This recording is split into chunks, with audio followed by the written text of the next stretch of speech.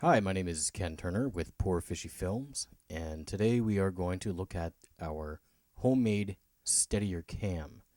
I call it a SteadiER cam because it's not really a Steadicam. After some experimentation, it does simplify or smooth over actually the movement of the camera, as you'll see in a few minutes, but it also does not eliminate it altogether. And I'll talk about why that is in a few minutes. It's pretty easy to make.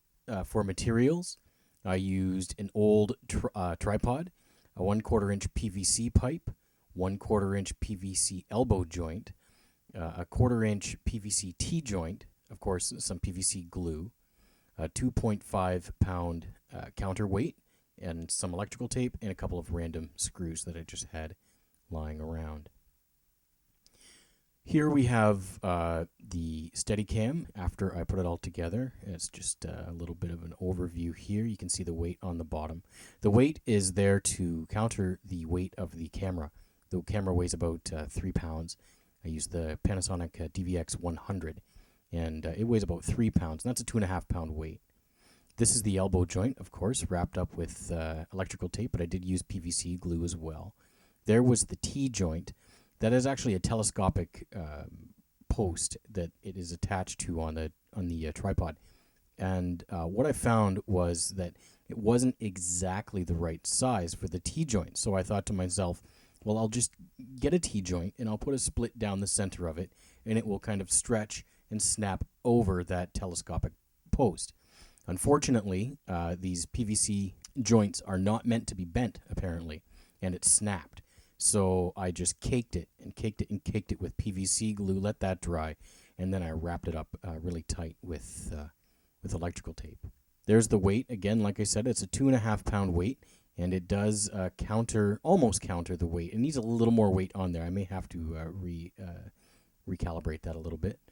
And of course, then it's just an old tripod. The rest of it, I just took off the other limbs and left it as almost a monopod. And there it is in its glory.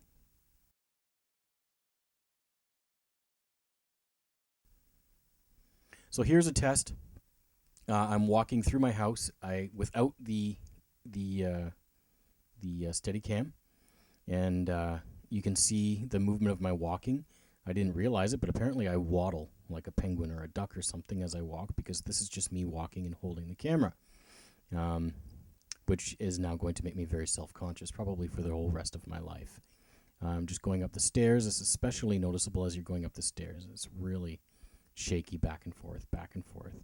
As I said, it looks like I've got little E.T. legs or something, and I'm trying to walk around. And now here I am going back down the stairs, and again, you can really see the movement of the camera.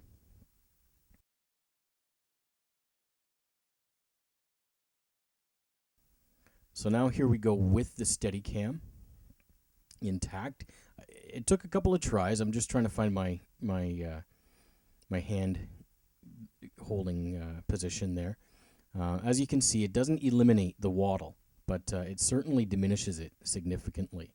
It's a little smoother, and I think just with a little bit of an extra little more balance, counterbalance on the bottom may help a little bit.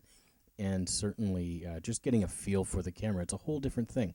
But going up those stairs is quite smooth, actually, as you see.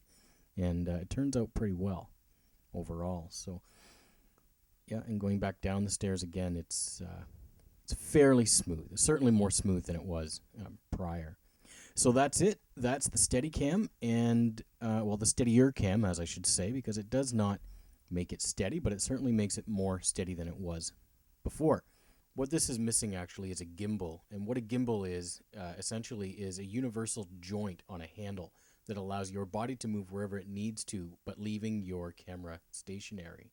They do cost around $800 or $900, unfortunately, which is why I don't have one, but you can build them as well with relative ease, with basic stuff you can buy at Home Depot or what have you. Resources are available online for that kind of thing. Just look at Steadicam gimbal how-tos, and you'll find tons of resources. So that's it. Happy filmmaking. And if you have any questions or comments, please visit www.poorfishyfilms.com.